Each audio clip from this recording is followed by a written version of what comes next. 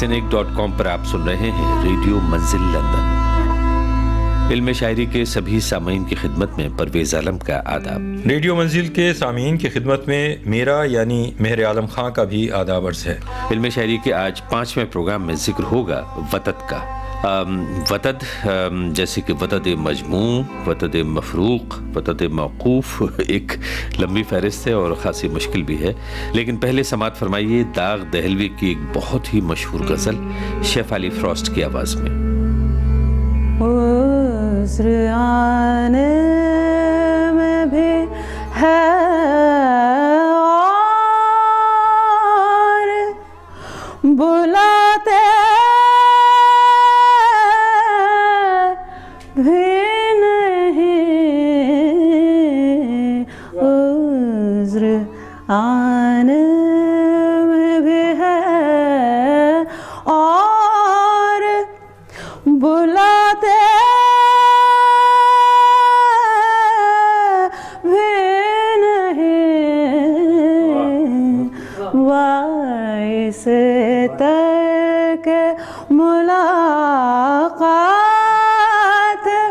बताते भी नहीं, उज़्र आने में भी है। शुक्रिया शेफ़ अली। दाग की गज़ल जारी रहेगी, इंतज़ार कीजिए। अब ज़रा इल्म शायरी के इस 5वें प्रोग्राम के ख़ास मौजू पर आते हैं, वतद। लेकिन वतद से पहले अब तक का खुलासा कि इल्म अरूज़ क्या है। अरूज़ उस फ़न को कहते हैं, उस इल्म को कहते हैं कि जिसके ज़रिए हम किसी कलाम के शेर होने की सनद देते हैं या उसको ये परखते हैं कि ये कलाम मौजू है या गैर मौजू है, ये वज़न में है कि वज़न से बाहर है। और अब तक के प्रोग्रामों में आपने जो हमें बताया अरूज़ के सिलसिले में, वो क्या क्या अहम अरूज़ के सिलसिले से हमने जो बातें की उनमें एक तो ये कि अरूज़ का मुजिद कौन था, खलील बिन अहमद ये शख्स था, म्यूज़िक का भी जो मैथमेटिक्स जानता था और जो संस्कृत भी जानता था। तो उसने अपने तमाम इल्म को, यूनानी इल्म, अरबी इल्म, इन सब को मिला के एक ऐसे कायदे और ज़ाब्ते बनाए कि जिससे शेर की परख हो सके। और वो बिल्कुल मैथमेटिकल कायदे हैं। वो कैसे डेवलप होते हैं इसका जिक्र आगे वाले गुफ्तगू में आने वाला है। नहीं आने वाला है और अब तक जो हो चुका है जी, उसमें हमने बात की थी अभी कि जब हम किसी भी आवाज़ को दो हरफी आवाज़, जैसे हमने छोटी आवाज़ बड़ी आवाज़ कही, लघु गुरु वहाँ से संस्कृत से या हिंदी से लिया था, और इसी तरह हमने कुछ 5 आवाज़ों का जिक्र किया था, धिन धिना और धीना। उसके बाद हमने एक बात कही थी कि ऐसे 2 हरफी लफ्ज़ जिसमें एक पहला वाला मुतहर्रिक हो, जिस पे हरकत अरब यानी एराब हो, यानी ज़ेर ज़बर या पेश हो, और दूसरा साकिन हो, उसको हम सबब खफीफ कहते हैं, सबब खफीफ।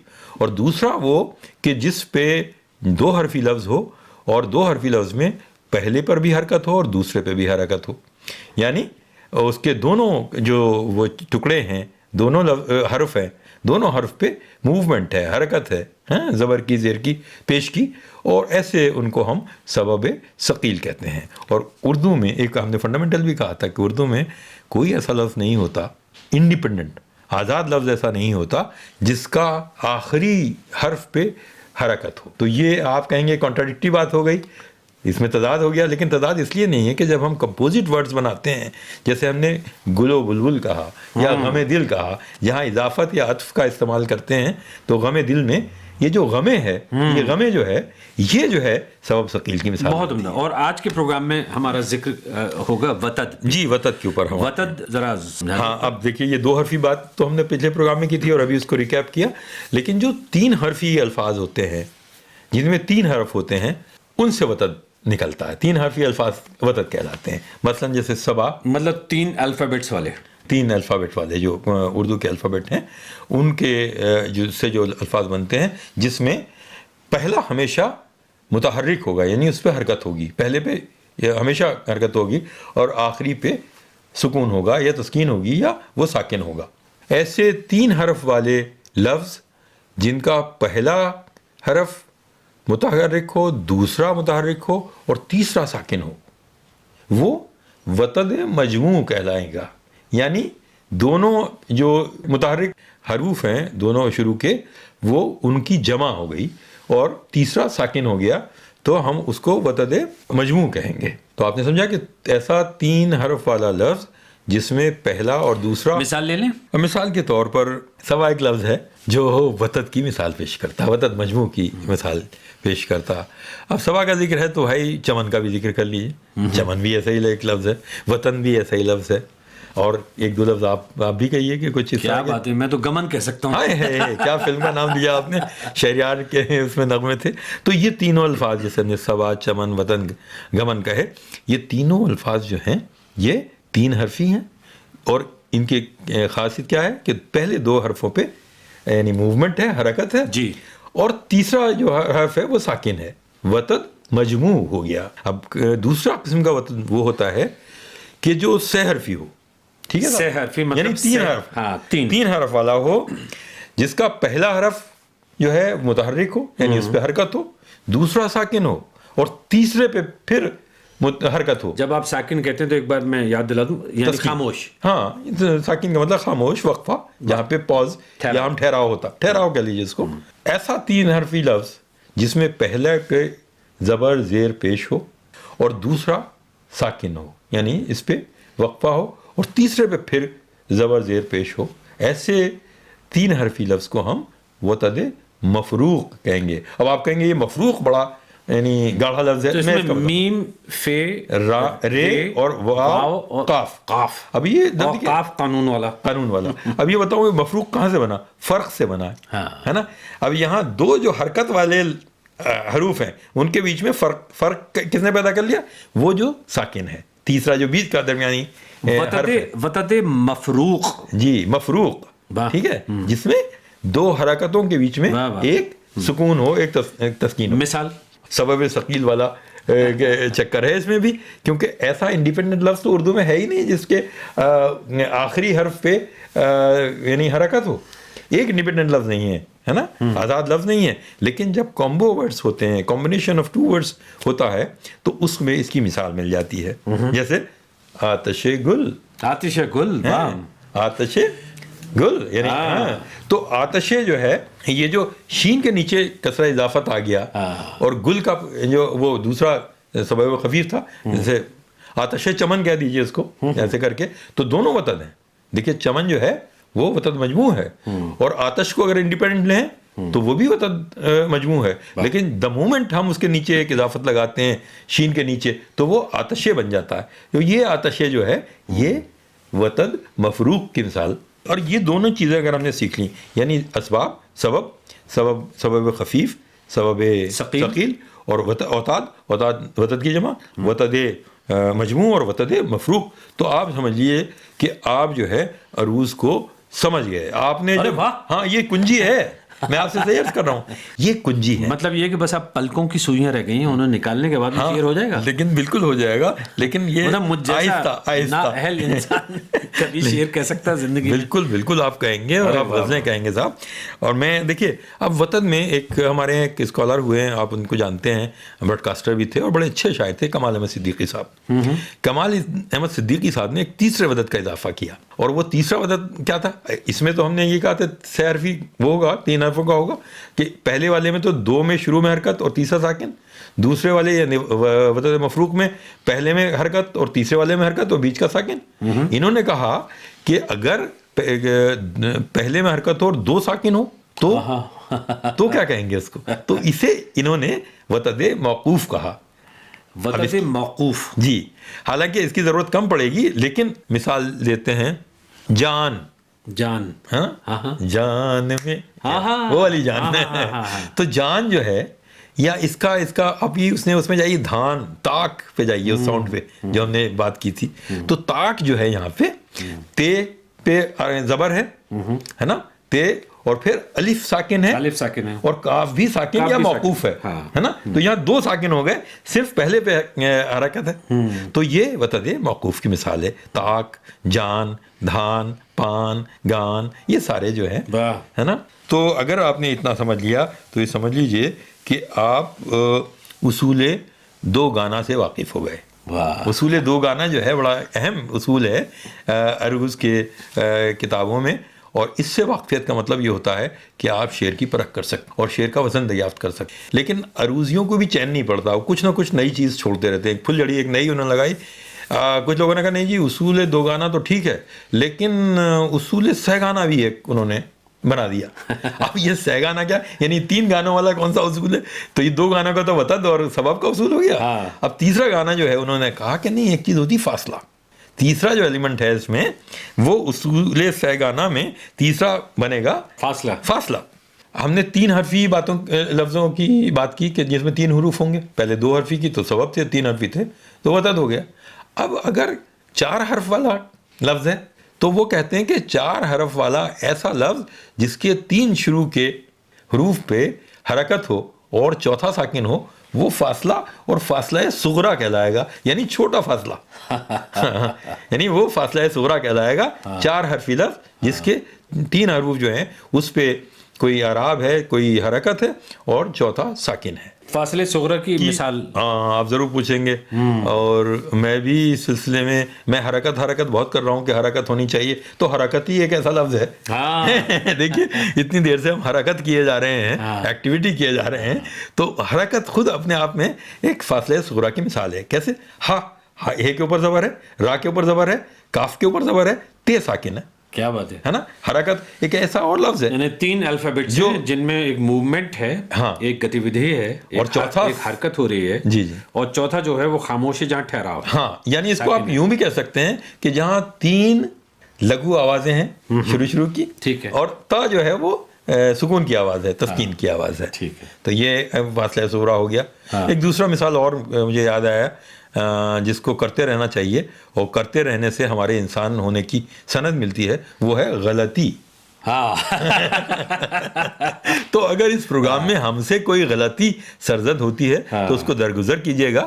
اور ظاہر ہے کیا ہے کہ بہت بار ہم جو بول چال کی جو زبان ہے اس میں کہتے ہیں جیسے حرکت, لیکن جس طرح سے آپ نے ادائیگی کی کہ حرکت پہ اور را پہ حرکت, اسی طرح سے لفظ غلطی ہے. جی بالکل, عام طور پہ ہم غلطی ہے, غلطیاں ہو گئی. اب دیکھیے میں یہاں بہت, آپ نے یہ سوال اس لیے بھی اہم ہے کہ یہاں پہ ایک دوسرے عروض کے اصول یہاں سے نکلے گا. جی, کیا نکلے گا؟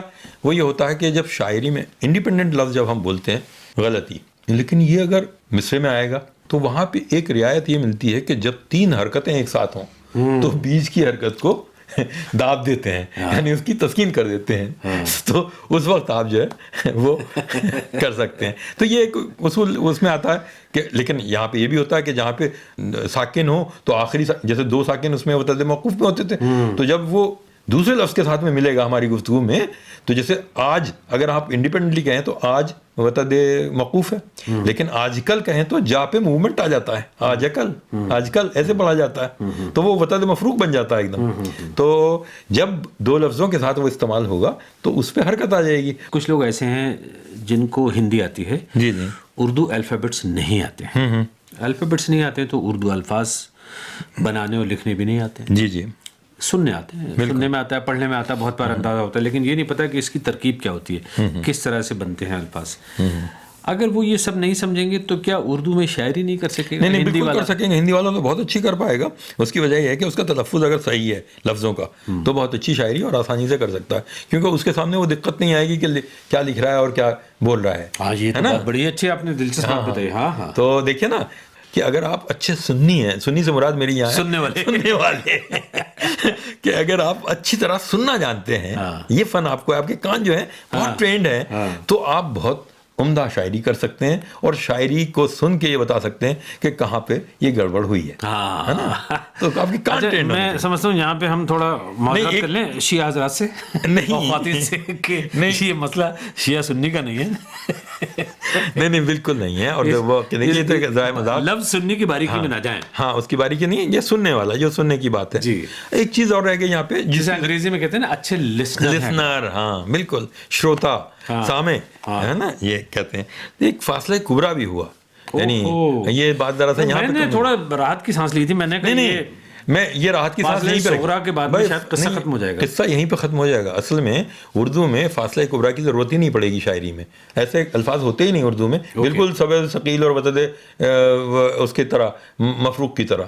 تو لیکن سمجھنے میں کیا حرج ہے, مطلب اگر اس میں تو ایسے 5 حرفی الفاظ, اچھا ہے نا, وہ 4 حرفی تھے, یہ 5 حرفی الفاظ. یہ جو 5 میں کیا 4 پہ حرکت ہوگی, 4 میں حرکت ہوگی, اور 5واں جو ہے ساکن رہے گا. وہ فاصلہ کبریٰ ہوا. واہ, وہ فاصلہ کبریٰ ہوا. اب اس کی مثال بھی جو ہم وہ اگر دیکھیں گے وہیں سے ملتی ہے. یعنی کہیں کوئی شعر پڑھیں, کچھ اس سے کریں, تو جیسے سمجھانے کی غرض سے ایک شعر میرے ذہن میں آ رہا ہے, وہ میں آپ کے سامنے پیش کرتا ہوں کہ دل کو آئینہ کیا شیشہ گراں ہم بھی ہیں. دل کو آئینہ کیا شیشہ گراں ہم بھی ہیں. شیشہ گراں ہم بھی ہیں. تک ادھر دیکھیے صاحب نظراں ہم بھی ہیں. صاحب نظراں ہے نا. تو آپ دیکھیے شیشہ گراں میں نے آپ کو پہلے اصول بتایا تھا کہ یہ جو ہے وہ یا جو مخلوط ہوتی ہے وہ گر جاتی ہے. تو شی کی آواز زیر کی سی سمجھیے, ہے نا. تو شی پہ حرکت ہے زیر کی, اور یہ گرا دیا شاہ پہ زبر کی ہے, اور ہے گرا دیا پھر اس سے ملا, اور گراں گا پہ زبر ہے, را پہ زبر ہے, اور الف جو ہے ساکن ہے, اور نون غنہ تو ہے ویسے ڈراپ ہو جائے گا. تو شیشہ گراں جو ہے اس کی ایک مثال بنتی ہے کہ جس کے 4 حرف جو ہیں, 4 آوازیں شروع کی جو ہیں وہ حرکت ہے اس میں, اور 5ویں جو ہے اس پہ تسکین ہے یا وہ ساکن ہے. وہ ساکن ہے. اور اب ہمارے بھی ساکن ہونے کا وقت آ گیا. شمع محفل اس وقت شیف علی فروسٹ کے سامنے ہے. داغ کی غزل. کیا کہا پھر سے کہو, ہم نہیں سنتے تیرے, نہیں سنتے تو ہمیں سو کو سناتے بھی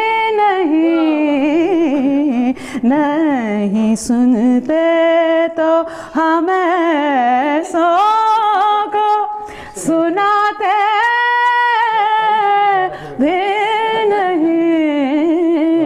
عذر آنے میں بھی ہے خوب پردہ ہے, خوب پردہ ہے کہ چلمن سے لگے بیٹھے ہیں, صاف چھپتے بھی نہیں, سامنے آتے بھی نہیں, صاف چھپتے بھی نہیں, سامنے آتے بھی نہیں. آنے میں بھی ہے زیست سے تنگ ہو اے داغ, زیست سے تنگ ہو اے داغ, تو جیتے کیوں ہو, جان پیاری بھی نہیں, جان سے جاتے بھی نہیں, جان پیاری بھی نہیں, جان سے جاتے بھی نہیں, باعث ترک ملاقات بتاتے بھی نہیں, عذر آنے میں بھی ہے.